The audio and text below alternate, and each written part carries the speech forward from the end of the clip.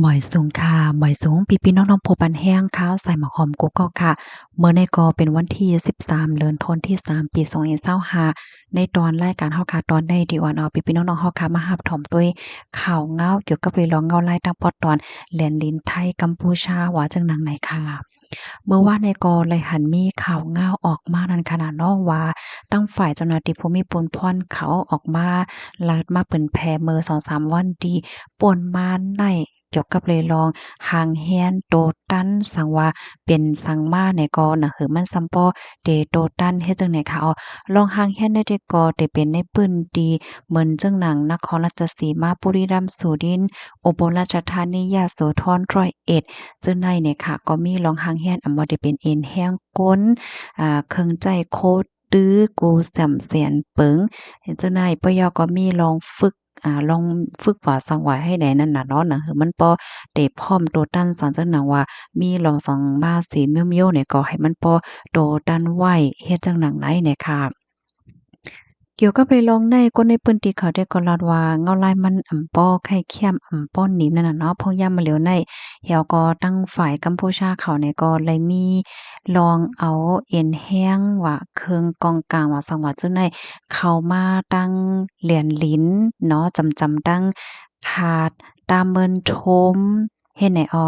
ลองตรงหนึ่งของอันศึกกัมพูชาเขาเจ้าหน้าที่กัมพูชาเขาในปอกกำในใดก็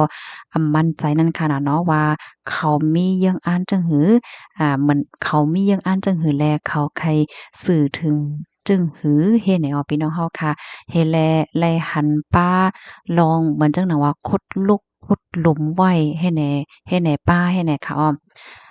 ตั้งฝ่ายผู้ใหญ่ก้นหลงตั้งฝ่ายเจ้าหน้าที่ไทยก็ว่าวงวางในบ่เป็นไรแต่ก็อย่าไปอยู่ลี้อย่าไปขัดอย่าไปลือเย้าน่ะเนาะไผไหลดีลือกว่าเย้าเนี่ยก็ให้เลยคิมเน็ตมารับทำการจั่งไหนค่ะสังว่ามีหังสังสิงมาเนี่ยก็ให้มันบ่โดดดันว่าจั่งไหนค่ะค่ะข่าวงามมันได้ออกมาว่าจั่งไหนค่ะเมื่อวานในอันคาไลหันแม่นข่าวโอ้เนี่ยก็ตกใจเหมือนกันค่ะนะ ก็เพราะว่าเมื่อกาวก่อนป่นมาก็ป้อไลติดตามข่าวอันไหนป้อไลชมข่าวอันไหนติดตามข่าวอันไหนก็คือจึงหือนั้นขนาดเนาะเมื่อวานในรายหันข่าวอันไหนออกมาก็ตกอกตกใจเหมือนกันนะคะเงาลายที่สิเป็นหือกว่าจึงหือจึงหาไหนแต่ก็เฮาค่ะก็ไปด้วยกว่าแทงข่าวอันในมื้อในเนาะข่าวก็ต้วยหลาหลายตีค่ะดาวเพิ่นออกว่าฮือว่าเลยข่าวก็ออกมานำอยู่ใกล้กับว่าอันเป็นข่าวใหญ่ลงเต้ๆได้ก็อันออกเป็นตั้งการเหมือนจังว่า ข่าวใหญ่ๆได้ก็ไปหารนั่นขนาดเนาะฝ่ายหนึ่งก็เปิ้นก็ไม่ใจป้าค่ะเนาะก็บอกว่ามันเป็นรองแล่นลิ้นหางจังแหน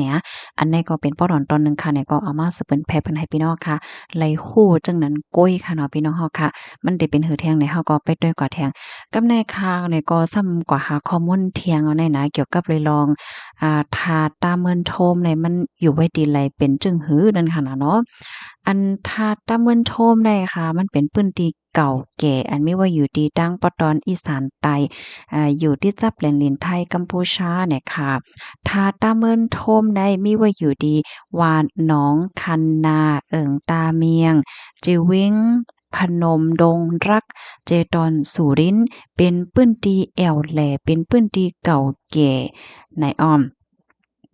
ถาดอันในๆมันเป็นถาดใหญ่น่ะว่านะใหญ่ใหญ่หนาแน่เนาะใหญ่หนาในพื้นที่ที่นั้นก็ว่าไลค่ะปะยอก็อยู่เหนือยอดร้อยยอดร้อยเฮ็ดจังได๋อยู่เหนือร้อยเฮ็ดให้เขาว่านะความไทยเขาได้ฮ้องว่ามันมันเป็นร้อยก็บ่เจอค่ะนะมันเป็นเนินความไทยเขาก็ได้ฮ้องว่าเนินสันร้อยจังได๋เนาะอยู่ไว้อยู่เหนืออันเนินสันร้อยคลอมโคดหินนี่ว่านะ มันมีหินมีเป็นสภาวะมันหังลีน่ะเนาะปะยอก็เป็นตีทอดตีแมดเป็นตีทอดตีแมดจังได๋ค่ะเฮแลมันก็มีผู้ที่เปิ้นยุ่มย่ำค่ะเนาะเปิ้นก็เฮ็ดปางว่าซังว่าเฮ็ดจังได๋ค่ะเนาะเป็นตีทอดตีแมดตีหนึ่งจังได๋ค่ะอันทัดอันในเปิดปันก้นแอวแหลต้วยใน8โมงต่อถึง5โมงให้แหน่ก้อยกะว่าบางปอก็อิงเนือเงาลายให้เปิ้นก็ปันข้าวปันขึ้นเฮ็ดจังได๋ก็มีอยู่ให้แหน่ค่ะว่าเนาะ จึงเหอก็ย่อเนี่ยค่ะย้อนเพราะว่าถาดอันใดๆมันซ้ำอยู่ไว้ดีแลนลิ้นไทยกัมพูชาเนาะเฮ็ดให้ดะเดเข้าถึงในถาด ไหนก็มันเข้าไหลทั้งฝั่งไทยกันนั่นก้อยเนี่ยค่ะตอนถ้าฝั่งกัมพูชาได้ก็ตาเด็กเข้าถึงเนี่ยก็มันก็ขยับไว้ก็เพราะว่าเส้นตั้งหลงเก่านั้นทำไหนมันป่าไม้ต้นไม้จะได้เอ่อขึ้นมากินกว่ามดเหย้าเฮ็ดให้ออกเนี่ยก็มันเป็นรองตีอันเปิ้นฮ้อว่าจั่งอะเป็นรองตีเคียงแข่งกันไว้อยู่นั่นค่ะน่ะเนาะ อ๋อมันติเลยว่าจั่งหือมันเหมือนหนังว่าไผก็ว่าเป็นของไผให้แหน่ตัวอย่างเปิ่งแต่มันตัวอย่างมันง่ายๆเป็นไว้เฮ็ดจั่งแนวค่ะพองยามมื้อเหลียวไนๆในอิงเนอมันมีรองเคียงๆไว้แลก้นแอวแลเขาก็จางเข้ากวาดไหล่ไกลๆลึกๆกว้างๆนั่นขนาดเนาะก้อยเข้ากวาดไหล่เขาฮ้องว่าพิมพ์ฮ้อมป้อไกหังกันป้อกว้างป้อไหล่กว่าไปด้วยกว้างๆเฮ็ดจั่งใดคะอ๋อมีเจ้าหน้าที่ว่าซึกว่าหังว่าจั่งใดก็เอาห่มล้มไว้อยู่หลายตีนหลายตั้งหิ้มห้อมจั่งนั้นแหละค่ะ เฮียก็นับตั้งแต่ปี2553มาค่ะตั้งเขาทัดฝั่งกัมพูชาก็ตื้อง่ายมากน่ะเนาะมีรองปกป้องเส้นตาสายตั้งเฮ็ดตั้งว่าสังว่าเจ้าหน้ายให้เนี่ยเปิดตามาตีร้อยทัดอันไหนจังไหนค่ะทัดอันไหนก็มันเป็นทัดเก่าๆแก่ๆสิมันหังหลีมีต้นไม้มีหางให้นั่นน่ะเนาะหังลีนาแหน่จังไหนค่ะอ๋อ อันนี้ก็มันก็เป็นปัญหาว่าอยู่ค่ะเนาะปัญหาสังโหย้อยเยี่ยมมันได้เข้าไปถ่อมด้วยกว่าเที่ยงค่ะค่ะเนี่ยก็ได้คัดใจหาข้อมูลเหี่ยวก็มาเปิ้นแพร่ปันพี่น้องเฮาคาเที่ยงนั่นค่ะน่ะเนาะสังว่าผู้ฮู้เฮาคาใครเพิ่มเติมก็เพิ่มเติมมาเลยอยู่ค่ะเนาะเงาลายเด็ดสืบเป็นหือกว่าก็เฮาคาไปด้วยกว่าค่ะนะข่าวโคในได้ก็ค่าต่างที่ยูทูบก้อยค่ะเนาะกำนันภายไลดีไปเลยฟอลโลว์ติดตามค่าในก็แค่เนาะฟอลโลว์ไว้ป้าที่ยูทูบในค่ะ ก็เพราะว่าเป็นข่าวบางอันซึ่งในคาเดมต่างๆตีค่ะเนาะเตต่างตีในกุ้ยให้ในหนาเนาะพี่น้องเฮาก็มาเจอเดที่ตามทอมอยู่ตาเสก็บางเจอก็สนใจค่ะเนาะเงาลายการเมืองการเฮาเป็นเฮ็ดเป็นหาของให้ในนั้นน่ะเนาะเอาค่ะยินจำกูก็ค่ะย้อนอยู่เลยกินวันเราเพกันข่าวข้อมูลอันใดค่ะเลยปุ๋ยมาที่ห้องการข่าว Top News เนี่ยค่ะอ๋อ